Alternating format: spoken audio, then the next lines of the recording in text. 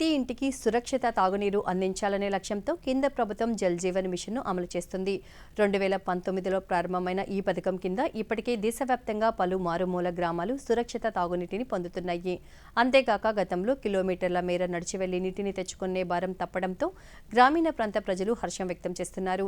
ఈ జల జీవన్ మిషన్ను కేంద్రం 2028 వరకు పొడిగించడంతో మరిన్ని గ్రామాలకు సురక్షిత నీటిని అందించేందుకు కృషి జరుగుతుంది. తిరుపతి జిల్లా తొట్టెంబేడు గ్రామంలో జల్ జీవన్ మిషన్ సత్ఫలితాలను ఇస్తుంది. ఆ విశేషాలను ఇప్పుడు చూద్దాం.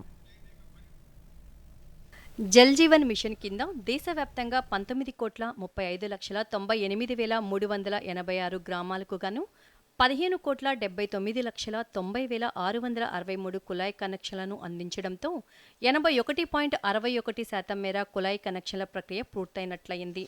తిరుపతి జిల్లా శ్రీ కాళహస్తి నియోజకవర్గం తొట్టెంబేడు మండలంలో 250 కుటుంబాలు నివసించే తొట్టెంబేడు గ్రామంలో కేంద్ర ప్రభుత్వ జల్ జీవన్ మిషన్ కింద స్వచ్ఛమైన తాగునీరు అందుతుంది.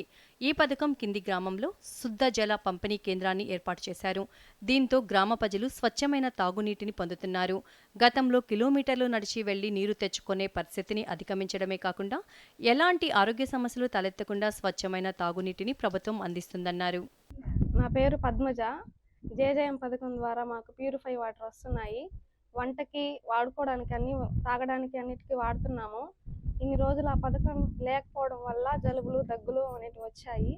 ఈ పథకం ఇచ్చినందుకు ప్రభుత్వానికి థ్యాంక్స్ చెప్తున్నాను. శ్రీ కాళహస్తి మండలంలో మొత్తం 145 గ్రామాలుండగా అందులో 27 గ్రామాలకు జల్ జీవన్ మిషన్ పథకం ద్వారా స్వచ్ఛమైన తాగునీటిని అందిస్తున్నారు. ఈ పథకానికి కేంద్ర ప్రభుత్వం మొత్తం 7,29,00,000 రూపాయలను కేటాయించింది.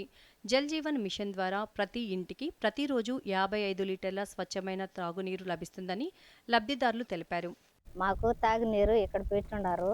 అది మాకు ఇప్పుడు మేము అన్నం చేసుకుంటున్నాము. మా ఆరోగ్యాలు బాగున్నాయి. ప్రభుత్వానికి మాకు ఆ పథకం పెట్టిన దానికి ధన్యవాదాలు. మేము రోజు వచ్చి అక్కడ పట్టుకొని పోతున్నాము. అన్నం అదే చేసుకుంటున్నాము. నీళ్లు అవే తాగుతున్నాము. ఇప్పుడు మాకు ఆరోగ్యాలు బాగున్నాయి. ఇంత మంచి పథకాలు తీసుకొచ్చిన కేంద్ర పథకానికి ధన్యవాదాలు.